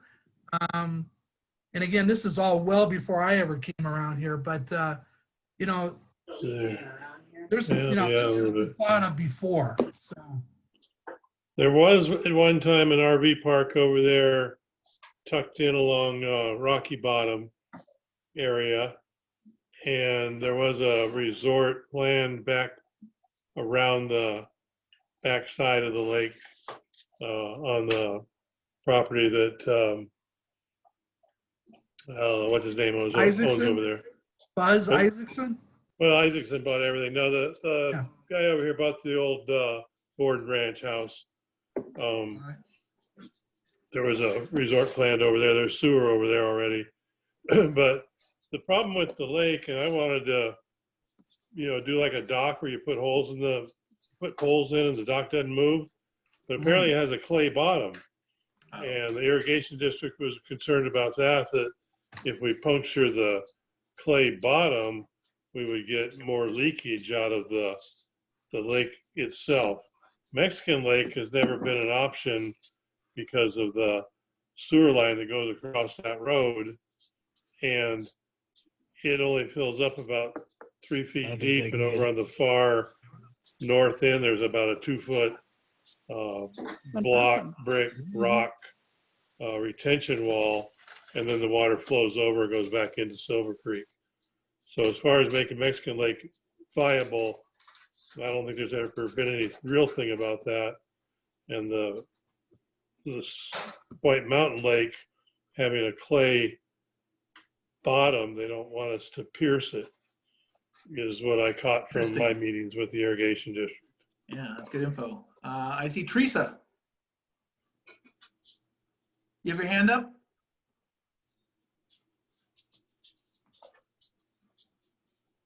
Oh, I think you're muted, Teresa. How about Jessica? You have your hand up? Yeah, I was gonna say we've heard some ideas about uses for Mexican Hat. One of them was keep the kayaks and non-motor boats, paddle boats, all that over there.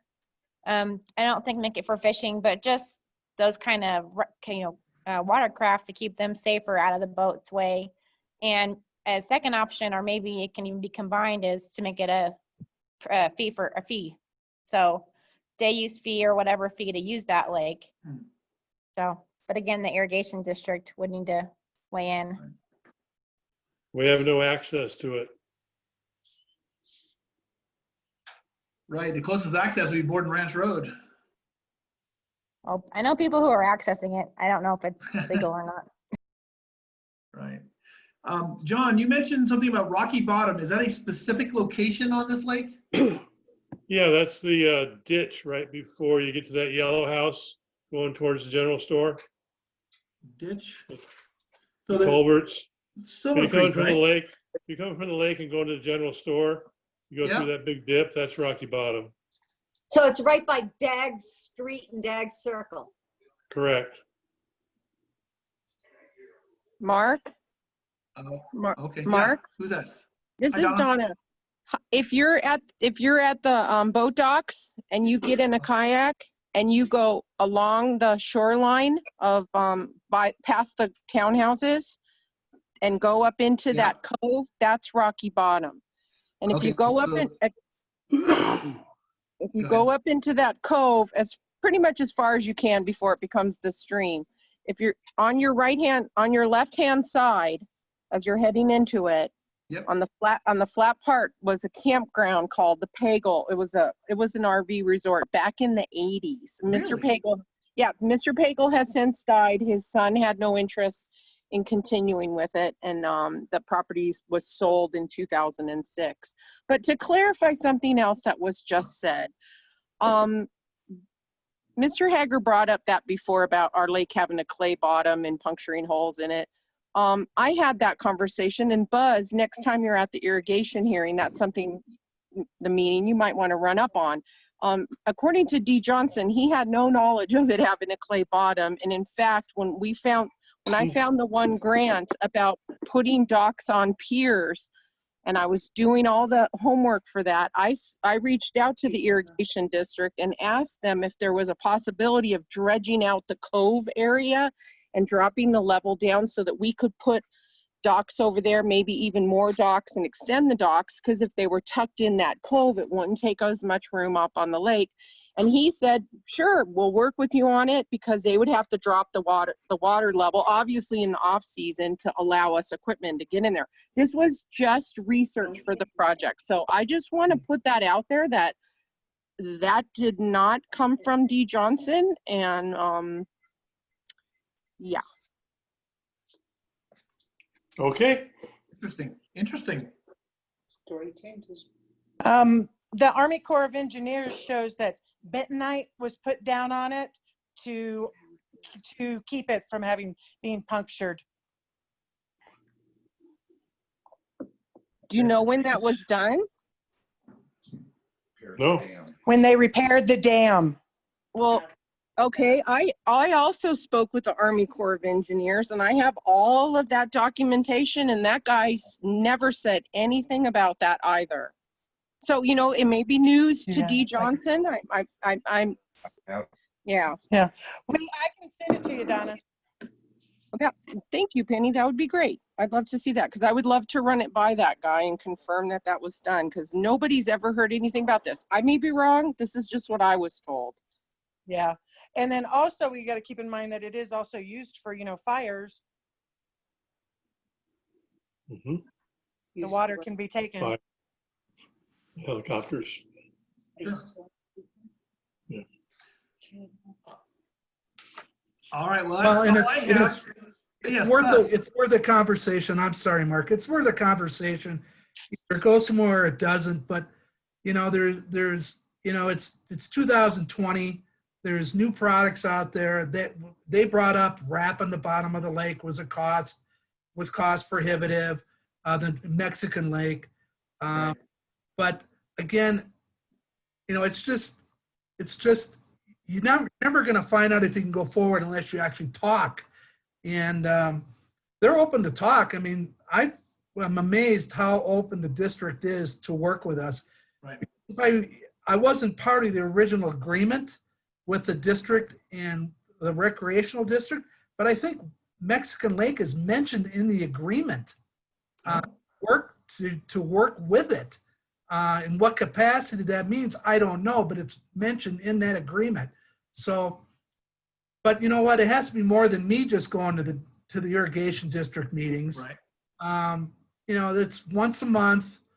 You're in and you're out in probably 20 minutes. I mean, the last 3 meetings I've been to with them, I'm the only one. The last one, Pat was with me, but there is a lot of visitors. So if you really want to know the history and get to know these guys, they're more than welcome to meet with us. They want to be more involved with the community. And I don't think anybody's really asked them to for some time. So I just invite everybody, look, when they have the next meeting, it's usually at 5 o'clock.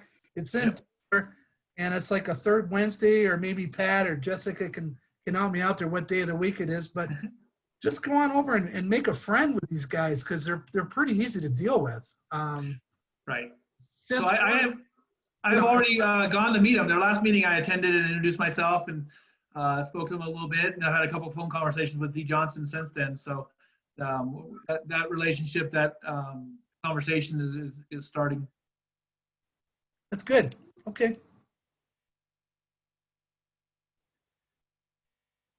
All right. Anybody else? One last final go before we say goodnight.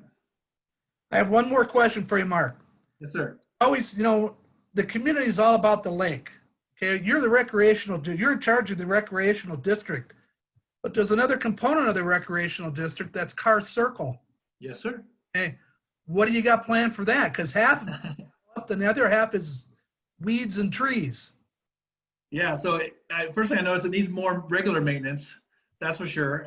So we'll have to make sure our guys can get out there and do that. It's unfortunately land that we own that's tucked away, right? It's not on the main road. Even if it was on Cox, it'd be more on the main road than tucked into the car. So that's an interesting dynamic as far as how removed it is from, well, I guess compared to if it had sat right on Silver Creek Boulevard itself, right? You'd get more usage perhaps. So I love the fact that we have a playground there available. I'd like to see more usage of it. Don't know, I'm going to be doing some work to promote the elements that we own. My biggest way to do that is through the website. We'll start our own district Facebook page where I can highlight different elements of amenities that we have available, and not supposed to come over there, because the more you have usage of a facility, the more those trails, the path to it stays worn. They'll let you know if there's some kind of damage to it. They'll give you a holler right away that we can go fix. But I like the fact there's a basketball court. I see there was once a volleyball court. I see some poles sticking up there. Looks like there used to be some sand. It's all overgrown. So it's a good piece of property. It's tucked away though. Well, and there are people like myself that walk our dogs or they just hike along the regular Silver Creek Road, which, you know, if you're not looking around, you're going to get hit by a car. There's no shoulder. And car circle is, I don't know, what is it, 1/8 of a mile circular? You know, you could easily put trails or some sort of just walking, hiking trail inside the circle, exercise locations. I mean, you'd have to get creative, you know, community basketball league. I live right there, so it's right outside my back door. So I see kids playing on it, people shooting baskets, lots of kids in the playground. But like you say, it's kind of tucked away, but it's always forgotten. And I just think there's enough room there, undeveloped, that you could create something positive for the community, minimal money, and you know, I think people would come and use it. You know, it's kind of a safe place. Yeah, one idea I had that I was kicking around, you know, always looking for a place to do it is that disc golf. You guys ever? I don't know if you ever played that, but you might have room for one pole on either side to kind of throw the discs to the basket on each end. That'd be another amenity that could fit a small park like that. It's not going to be a 9-hole course. Yeah, it's one or two. Familiar with disc golf. Kind of small, but it is small. But just one or two, they can try it out. Is there a need for a dog park in this community? I walk my dog at the airport at Tony at the courtesy of Tony. I walk 2 dogs. I know there's at least 3 other families that do the same thing. Tony has blocked off the airport and blocked off its lots so you can walk your dogs. So, you know, everybody has a dog around here, at least one, most likely 2 or 3. You know, dog park, I don't know. All right. It's been on the agenda many times for a dog park down by the lake in that cove area there that floods all winter, but it's never gone anywhere. There's a few people that have been quite interested in it, but they didn't put any effort to it. So it's been a thought. Car circle might be a good spot for one. You know, it's big enough. Yeah. Yep. I see Jessica has her hand up. You want to jump in here, Jessica?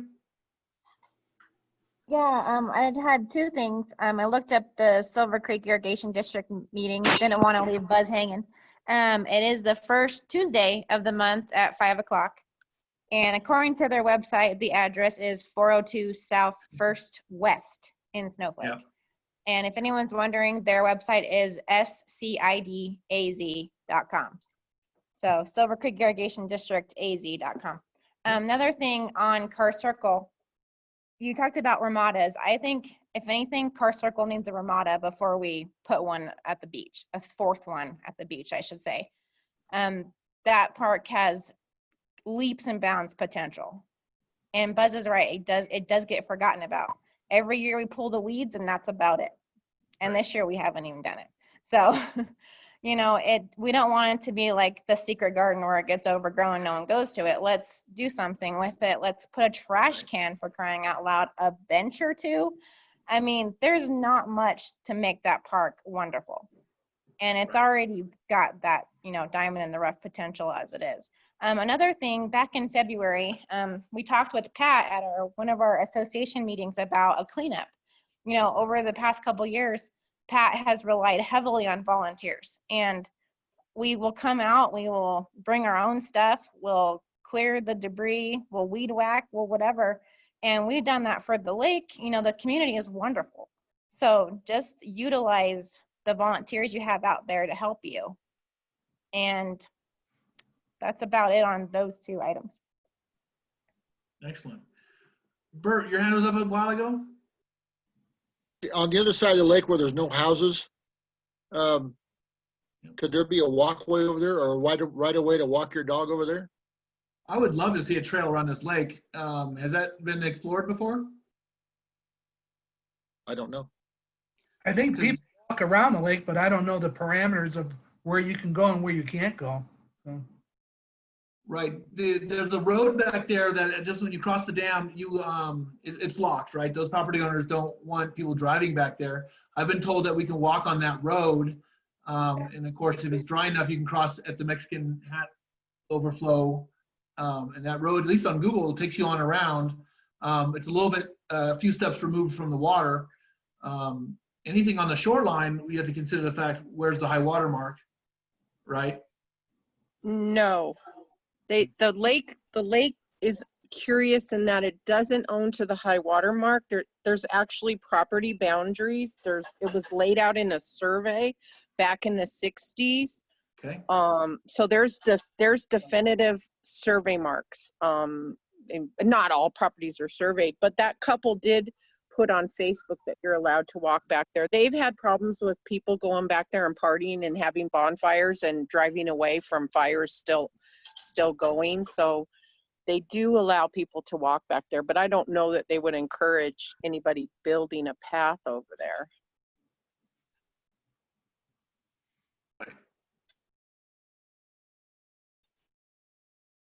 If there are any issues on the lake with regards to stuff going on that could be a liability, don't they occur on the backside of the lake after hours, partying, squatters, accessing through the golf course? I mean, I don't really want to create more of a liability. Right. That, Mark, you're going to end up paying for. I mean, I would have a walkway around there, but how are you going to secure it and how are you going to manage it? I mean, right. And it is a huge cost to put in a walkway as well. Yeah. I'd love to see it.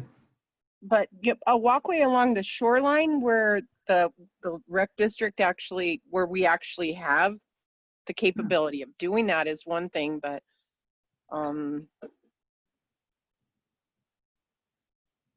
they've had a lot of problems. They've had a lot of issues back there. And Jessica was on the on staff. I'm sure she could share as well, but Oh, I mean, they had someone roll a quad and they got killed on the Gallops property. Right. I mean, they kind of laid down the law after the trash piled up and fires, and we had to call the sheriff on someone who had a irrigation pass, so it was allowed to be there, but he was actually on the Gallops property and not ours. So there's just a lot of doors you could open for problems. Right.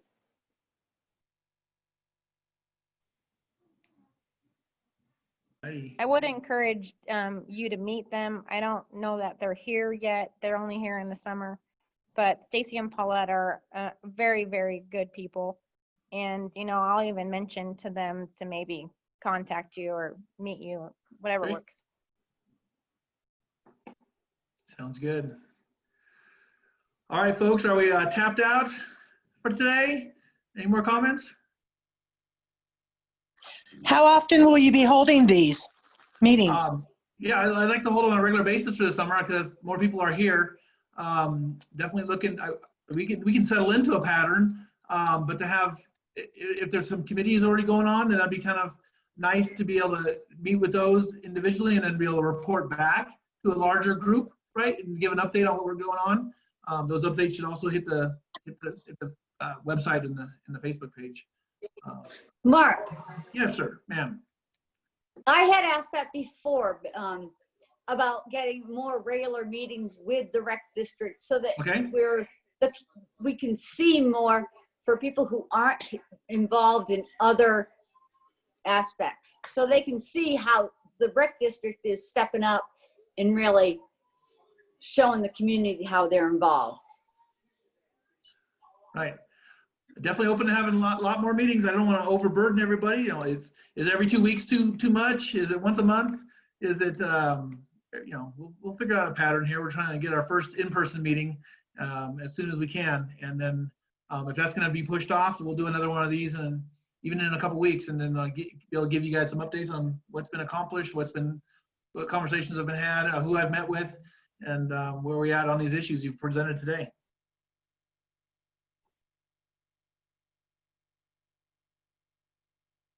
Anyone else?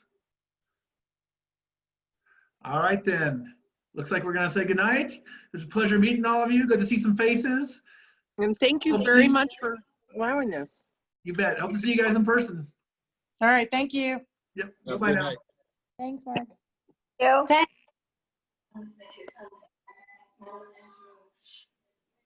you.